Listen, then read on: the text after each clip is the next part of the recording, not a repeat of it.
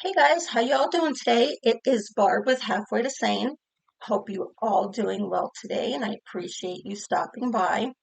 And today we have a story on the pillowcase murders.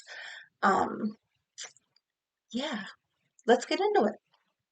So, Billy Chemirir was convicted in the slayings of two elderly women at a high-end Texas retirement home and indicted for the killings of 20 more. But if one woman had not survived his attempt smothering her, he may have never been caught.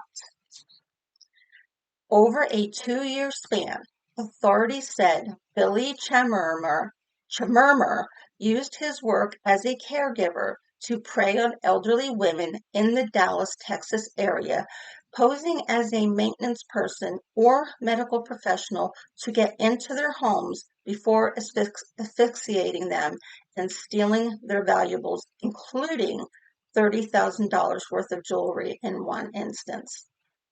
Smothering leaves little evidence of foul play, and due to the women's advanced ages, their deaths were repeatedly attributed to natural causes. The daughter of Marilyn Cardillo Bixler, who was found dead on the floor of her apartment in September 2017, stated she did not suspect her mother had been murdered when she found her dead.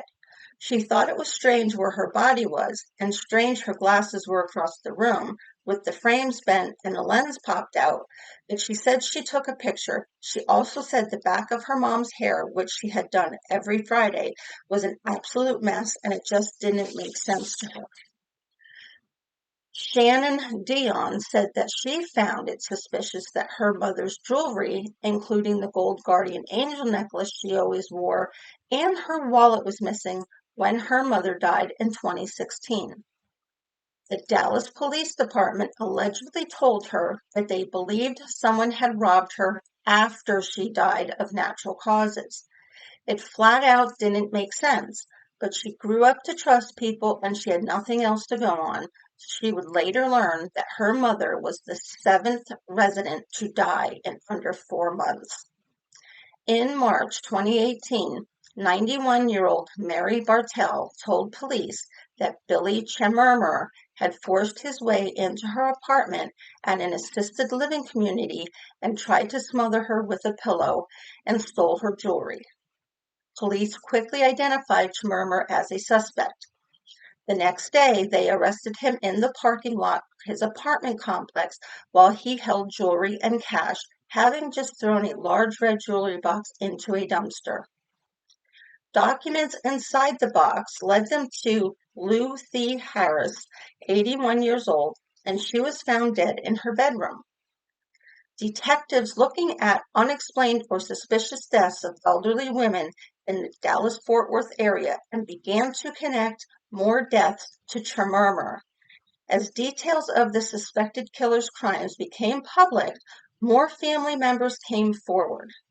The strange details surrounding her mother's death came back to Pang Thumb when she received a Facebook message from a high school friend.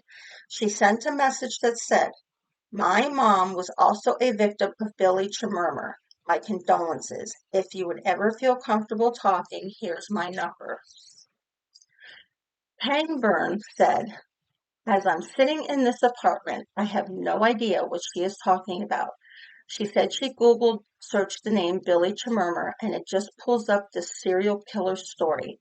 She said she was horrified, but things were starting to make sense. During her deposition at Chemirir's murder trial, survivor Mary Bartell told jurors that the man smothered her until she lost consciousness. However, she survived and came to and went to the hospital. Her gold wedding band, a diamond gold ring, a gold locket with a picture of her late husband, two gold crucifixes, and a silver bracelet were missing when she did return home. That capital murder trial ended in mistrial after a jury was left deadlocked in an 11-1 vote after 11 hours of deliberation. However, in April 2022, Chemirir was convicted of murder in Harris's death. There was then was convicted in a separate case in the death of 87-year-old Mary Brooks. Chritina made a statement which reads, "I am not a killer. I am not at all what they're saying I am. I'm a very innocent person. I was not brought up that way. I was brought up in a good family. I didn't have any problems all my life, and I am 100% sure I will not go to prison." Rather, he stated he was just in the wrong place at the wrong time and stated he has family members who operated nursing homes in the area. "If I was a killer, I could have killed all those ladies, but nobody has been killed there." He was sentenced to life in prison and sent to Caulfield Unit in Tennessee Colony. Benny Chritina was found dead in his cell in September 2023. In his prison cell where he was serving a life sentence, he was killed by his cellmate Wyatt Busby, who was also serving a life sentence. Chritina was killed with a knife-edged instrument. Chritina was convicted in their respective murders, Harris and Brooks, though he was charged with killing 22 women over a 2-year span, and in October 2022, prosecutors dismissed the remaining 20 cases. Some family members and relatives of Chritina allege victims expressed both shock and relief at the news of his death. Lauren Smith, the daughter of Phyllis Payne, said her first response was shock, chills running through her body. Grieving families of the alleged victims formed a nonprofit, Secure Our Seniors, to call for reform and new policies in independent living centers to better protect seniors. One family member said, "This is jailhouse justice," and I must agree. I'm sorry. What comes around goes around. That's how I feel. He was caught. He needs to do the time. And unfortunately, he died in prison and he didn't have to suffer the rest of his life like these families had to. But guys, it's time. Do me a favor, leave your comments or questions down below or ideas of any stories that you would like me to do. Leave that thumbs up and hit that notification bell for the next time that I post. Till next time, peace.